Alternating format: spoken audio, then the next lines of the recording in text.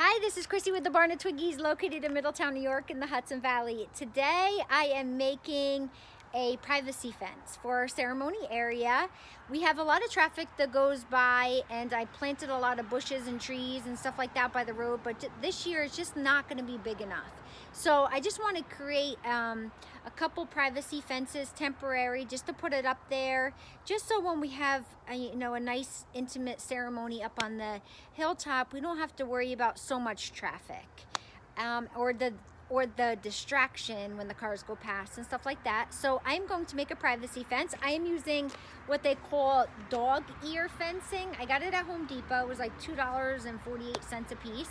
I'm going to chop off the dog ear part, and I have it laid down on the parking lot, so I kind of have an idea of how I want to lay it out. So I'm going to show you guys how I put it together, and then what the end result looks like, and then eventually you'll see it up on our ceremony site. So hang on.